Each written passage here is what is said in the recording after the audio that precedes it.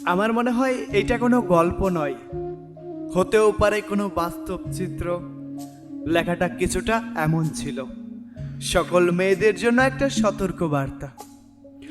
গল্পটি হয়তো তিনিও এমনভাবে লিখতে চাননি, তবে আমার মনে হয় এই গল্পটি থেকে অনেক মেয়ে জীবনে কিছু শিক্ষা পাবে, বাস্তবতা বুঝতে শিখবে, একটু সতর্ক হবে। গরিব ঘরের এক সহজ সরল মেয়ে, নাম তার বৃষ্টি। বাবা মায়ের একমাত্র সন্তান ছিল সে। অনেক কষ্ট করে বাবা মা তাকে পড়াশোনা করাচ্ছে। মেয়েটি পড়াশোনা অনেক ভালো, এসএসসি পরীক্ষায় জিপিএ 5 পেয়ে ঢাকা ভালো একটা কলেজে ভর্তি হয়েছে।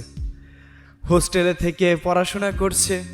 মেয়েটি অনেক বড় স্বপ্ন দেখত, অনেক লেখাপড়া করে ভালো একটা জব করবে, বাবা মাকে নিয়ে একটু ভালোভাবে বাঁচবে। অনেক মন দিয়ে পড়াশোনা করে যাচ্ছে মেয়েটি। কয়েক মাস পর কলেজের একটা ছেলে বৃষ্টিকে প্রপোজ করলো। ছেলেটার নাম ছিল মিলন। ছেলেটা ভীষণ ভালো ছিল, তারপরও বৃষ্টি প্রপোজটা গ্রহণ করেনি। সে মিলনকে বলল, তোমাকে ফিরিয়ে দিচ্ছি না, যদি অপেক্ষা করতে পারো তাহলে অনেক বছর পর হয়তো দেখা হবে। বলল, আমি তোমার জন্য সারা জীবন অপেক্ষা করব। মিলনের কথা বলে চলে গেল। এভাবে দিন কেটে গেল কয়েক মাস, বছরও কেটে গেল। এখন বৃষ্টি ফাইনাল ইয়ারে, 2 মাস পর তার ফাইনাল পরীক্ষা। বৃষ্টির এক বান্ধবীর বিয়ে, বৃষ্টিকে অনেক মিনতি করে যাওয়ার জন্য রাজি করেছে। এখন বৃষ্টি ভাবছে, বড়লোক বান্ধবীর বিয়ে, একটু ভালো করে পার্লারে সাজগোজ করে যেতে হবে, কিন্তু টাকা পাবে কই? সে মিলনকে গিয়ে বলল, আমাকে 1000 টাকা ধার দিতে পারবে? এ মাসের টিউশনি শেষ করে তোমাকে ফেরত দিয়ে দিব।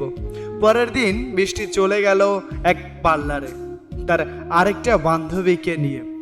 জীবনের প্রথম সে পার্লারে গেল। সাজতে তার কোনো ইচ্ছাই নেই, কিন্তু পরিস্থিতির শিকার। কিন্তু পার্লারের মেয়েটি ছিল খুবই খারাপ স্বভাবের। সে সুন্দরী মেয়েদেরকে ফাঁদে ফেলে ওই টাকা পয়সাওয়ালা ছেলেদের কাছে পাঠিয়ে দিত। বৃষ্টিও তার ফাঁদে পড়ে গেল। বৃষ্টিকে বলল, আপু আপনি উপরের রুমে চলে যান, সেখানে স্পেশাল সাজ দেওয়া হয়, আর এখানে সিটও খালি নেই। সে চলে গেল উপরের রুমে, আর যেতেই রুমের ভেতরে 3টা ছেলে দুজনে বৃষ্টির মুখে কাপড় দিয়ে বেঁধে নিয়ে গেল। একজন দরজা লাগিয়ে দিল। পরে মেয়েটিকে, যারা মানুষের, বিশেষ করে মেয়ে মানুষদের অসহায়ত্বের সুযোগ নেয়, তারা কখনো পুরুষ জাতিতে পড়তে পারে না। তারা না পুরুষ না কাপুরুষ, তারা মানুষই না, তারা পশুর চেয়েও জঘন্য। ভাবতেই অবাক লাগে, ওরাও কোনো মায়ের গর্ভে জন্ম নিয়েছে। ধিক্কার জানাই এরকম পুরুষদের। বৃষ্টির বান্ধবী পার্লারের মেয়েটিকে বলল, আমার বান্ধবী কই? সে বলল, তোমার বান্ধবী তো অনেক আগেই চলে গিয়েছে। তারপরে সেও চলে গেল। ওরা বৃষ্টিকে 2 দিন ধরে রাখলো। মেয়েটি তখন হাত মরা অবস্থা, কি করবে? গিয়ে বান্ধবীকে সব বলল। বান্ধবী বৃষ্টিকে নিয়ে থানায় মামলা করলো। বৃষ্টিকে হসপিটালে নেওয়া হলো। সত্যি তাকে এমন করা হয়েছে কিনা পরীক্ষা করার জন্য ডাক্তার কিছু টাকাও খেয়ে নিল। তারপর ভুল রিপোর্ট দিল, আর পুলিশ তো আর কোর্টে মিথ্যা সাক্ষীও দিল। মেয়েটিকে চরিত্রহীনা বানিয়ে দিল। তারপর আর কি, একটা সাজানো গোছানো জীবন নষ্ট হলো, স্বপ্ন ভাঙচুর হলো। ভিডিওগুলাও সোশ্যাল মিডিয়াতে ছড়িয়ে পড়ল। তার বাবা মা দেখে নিজেরাই পৃথিবী ছেড়ে চলে গেল। এই শোকে বৃষ্টিও চলে গেল। তারপর মিলন ছেলেটি পাগল হয়ে গেল। একসাথে 4টি জীবন। আহারে সমাজ, আহারে মানবতা। যদিও গল্প কিনা জানি না সত্য ঘটনা, তবে এর কিছু অংশ হলেও আমাদের এই সমাজে মাঝে মাঝেই হয়তো প্রতিফলিত হয়। কিছু চাপা থাকে আর কিছু প্রকাশ পায়।